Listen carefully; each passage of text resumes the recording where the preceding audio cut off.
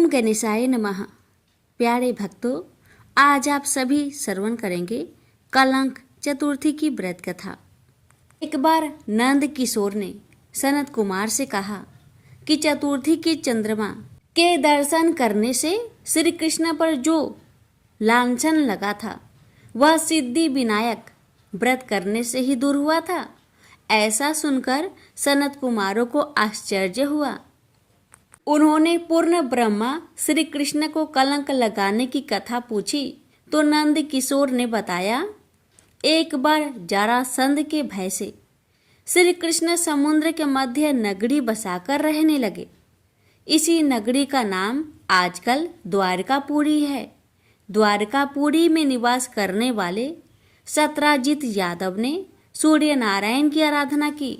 अब भगवान सूर्य ने उसे नित्य 8 बार सोना देने वाली सैमंतक नामक मणि अपने गले से उतार कर दे दी।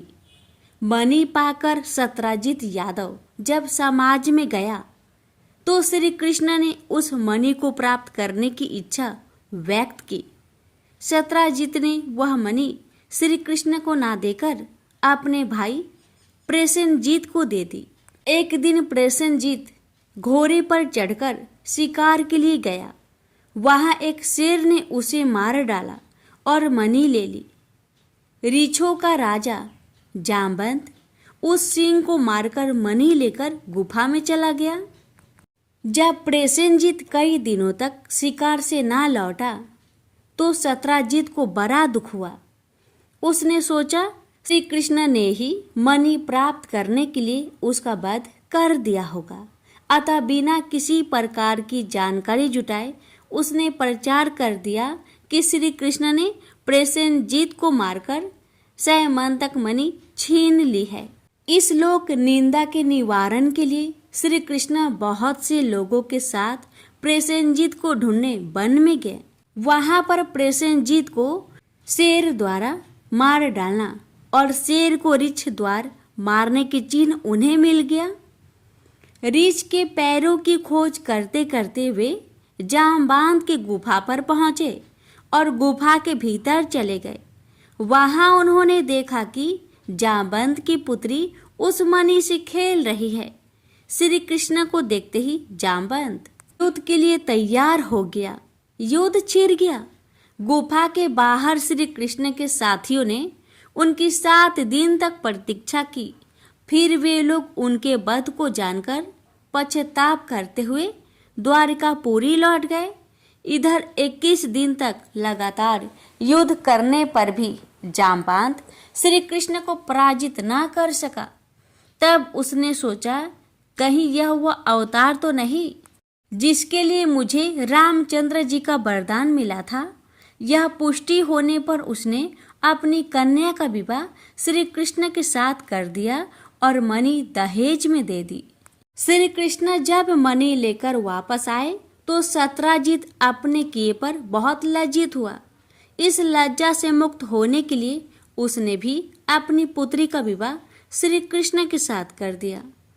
कुछ समय के बाद श्री कृष्ण किसी काम से इंद्रप्रस्थ चले गए।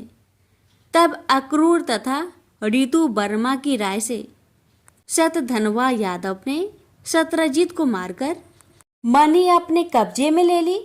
सत्राजित की मौत का समाचार जब श्री कृष्ण को मिला तो वे तत्काल द्वारिका पहुंचे।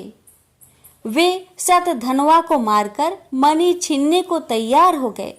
इस कार्य में सहायता के लिए बलराम भी तैयार थे। यह जानकर शतधनवा ने मणि अक्रूर को दे दी और स्वयं भाग निकला। श्री कृष्ण ने उसका पीछा करके उसे मार तो डाला पर मणि उन्हें नहीं मिल पाई। राम जी भी वहां पहुंचे। श्री कृष्ण ने उन्हें बताया कि मणि इसके पास नहीं है। बलराम जी को विश्वास न हुआ। वे अप्रसन्न होकर विदर्भ चले गए। श्री कृष्ण के द्वारिका लौटने पर लोगों ने उनका भारी अपमान किया। तत्काल यह समाचार फैल गया कि सैमंतक मणि के लोभ में श्री कृष्ण ने अपने भाई को भी त्याग दिया। श्री कृष्ण इस आकरण प्राप्त अपमान के शोक में डूबे थे कि सहसा वहां नारद जी आ गए। उन्होंने श्री कृष्ण को बताया, आपने भाद्रपद शुक्ल चतुर्थी के चंद्रमा का दर्शन किया था, इसी कारण आपको इस तरह लांछित होना पड़ा है। श्री कृष्ण ने पूछा, चौथ के चंद्रमा को ऐसा क्या हो गया है जिसके कारण उसके दर्शन मात्र से मनुष्य कलंकित होता है। एक बार ब्रह्मा जी ने चतुर्थी के दिन गणेश जी का व्रत किया था। गणेश जी ने प्रकट होकर वर मांगने को कहा तो उन्होंने मांगा कि मुझे सृष्टि की रचना करने का मोह ना हो। गणेश जी जैसे ही तथास्तु कहकर चलने लगे, उनके विचित्र व्यक्तित्व को देखकर चंद्रमा ने उपहास किया। इस पर गणेश जी ने रुष्ट होकर चंद्रमा को श्राप दिया कि आज से कोई तुम्हारा मुख नहीं देखना चाहेगा। श्राप को देकर गणेश जी अपने लोक चले गए और चंद्रमा मान सरोवर की कुमुदिनियों में जा छिपा। चंद्रमा के बिना प्राणियों को बड़ा कष्ट हुआ। उनके कष्ट को देखकर ब्रह्मा जी की आज्ञा से सारे देवताओं के व्रत से प्रसन्न होकर गणेश जी ने वरदान दिया कि अब चंद्रमा श्राप से मुक्त हो जाएगा। पर भाद्रपद शुक्ल चतुर्थी को जो भी चंद्रमा के दर्शन करेगा उसे चोरी आदि का झूठा लांछन जरूर लगेगा, किंतु जो मनुष्य प्रत्येक द्वितीया को दर्शन करता रहेगा वह इस लांछन से बच जाएगा। इस चतुर्थी को सिद्धि विनायक व्रत करने से सारे दोष छूट जाएंगे। यह सुनकर देवता अपने अपने स्थान को चले गए। इस प्रकार भाद्रपद शुक्ल चतुर्थी को चंद्रमा का दर्शन करने से आपको यह कलंक लगा है। अब श्री कृष्ण ने कलंक से मुक्त होने के लिए यही व्रत किया था। कुरुक्षेत्र के युद्ध में युधिष्ठिर ने भगवान श्री कृष्ण से पूछा, भगवान, मनुष्य को मनोकामना सिद्धि का कौन सा उपाय है? किस प्रकार मनुष्य धन, पुत्र, सौभाग्य तथा विजय प्राप्त कर सकता है?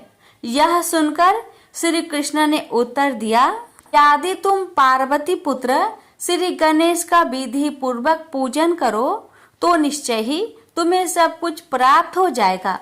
तब श्री कृष्ण की आज्ञा से ही युधिष्ठिर ने गणेश चतुर्थी का व्रत करके महाभारत का युद्ध जीता था। हमसे बोलिए गणेश भगवान जी की जय।